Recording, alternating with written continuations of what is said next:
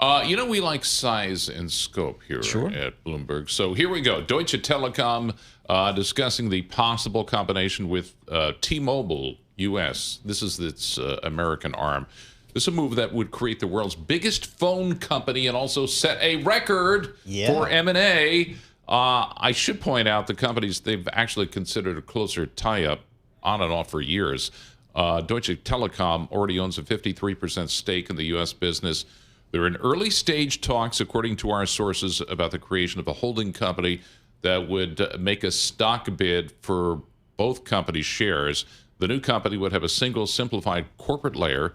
It would control Deutsche Telekom and T-Mobile's operations and be jointly owned by the current investors. So this would bring Deutsche Telekom full circle after what it acquired the T-Mobile operations, listed and then rebuilt the stake in T-Mobile over the last quarter of a century. Well, what is this going to mean if I'm a T-Mobile customer here in the U.S.? That's what I really want to know. Because they've been losing customers. They were on a roll for a while with all those free perks.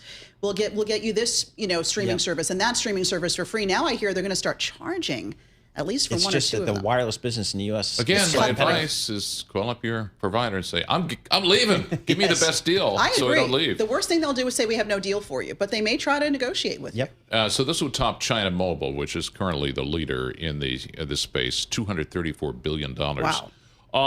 Boeing out with results. Among the takeaways, the headline here, the one that grabbed me was the fact that they've regained the lead over Airbus in terms of deliveries. Incredible, given all they had to come back from and the PR nightmares. Boeing reported lower than expected cash burn, as it delivered the most aircraft in the first quarter since 2019. So the recovery, it looks like, is continuing with the output. The cash burn in the 3 months, $1.45 billion. That's less than the estimates by a considerable amount. They're ramping up output of their cash cow, 737 family. Commercial aircraft deliveries rising 10%. That's actually, when you count them, 143 planes, pushing revenue up by about 14%.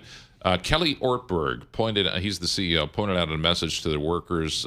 He figured all the milestones they should be proud of, including the Artemis II moonshot, launched this month by the Boeing-built Space Launch System rocket.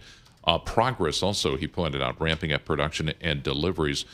Boeing, for what the past decade, has gone from one crisis to another. Exactly. They're forced to fix about 25 of its 737 MAX aircraft, discovering that a machine had damaged wiring.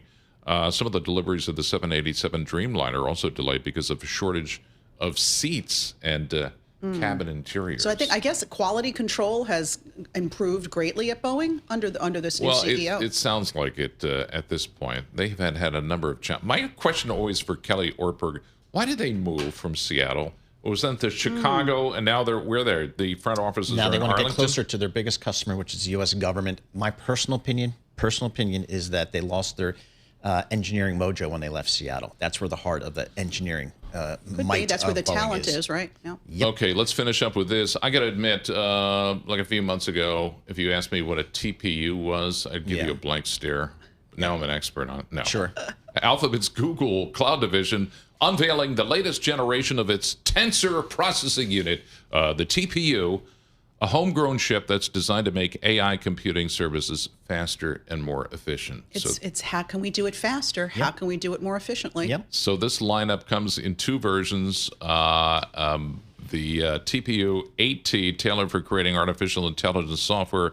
The TPU 8I is designed to run AI services after they've been created.